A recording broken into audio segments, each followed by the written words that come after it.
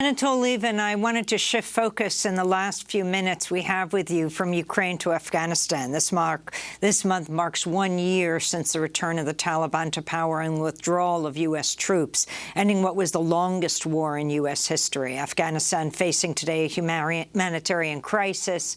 According to the UN, 95% of Afghans are going hungry.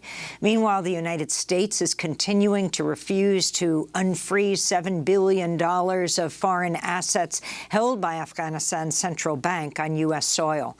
You're with the Quincy Institute for Responsible Statecraft, which held a recent symposium on Afghanistan and the U.S. withdrawal. Your thoughts on this other anniversary today? Well, I mean, the whole business in Afghanistan was a tragedy and a disaster, from which, by the way, there were, no easy exits, and there were and are no solutions. I've been arguing for many years that, there is no solution to the endless problems of Afghanistan. There is only better or worse management. And also basic humanitarian duty. I mean, especially in the case of Afghanistan, given all the promises we made to the Afghan people, I think we do have a duty and responsibility to provide food aid, to make sure that, at least the population does not starve to death.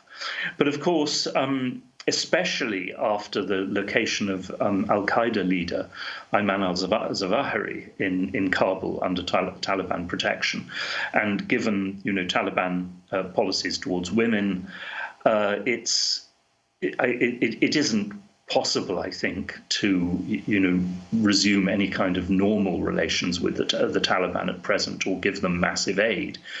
The only problem, of course, is that in Afghanistan, as always, there are people even worse than the Taliban and much more threatening to the West in the form of ISIS, the Islamic State of Khorasan, who are fighting bitterly against the Taliban and have carried out terrible terrorist attacks against religious minority targets and universities and educational establishments in Afghanistan, and are also, of course, real promoters of international terrorism. So, we also don't want the Taliban to fall and, God forbid, ISIS to take over. So, there is a bind, but at least, preventing starvation in Afghanistan is still, I think, our duty, and perhaps could be at some stage the basis for a new relationship with the Taliban one day, but not today. And Anatol Lieven, we only have about a minute left in this segment, but I wanted to ask you how you assess the world response and the U.S. response to the humanitarian crises in Ukraine versus Afghanistan. Obviously, Ukrainian refugees were welcomed in the U.S., while the United States had allowed some Afghan refugees to come in, but many were blocked, including those who had worked with the occupation, from attaining permanent refugee status. So how do you assess in a comparison between the response to Ukraine and the response to Afghanistan? Well, I mean, the response to Ukraine has obviously been, and Ukrainian refugees has been vastly more generous. Now, not giving asylum to people who worked for the United States and Britain is obviously disgraceful. It's dishonorable.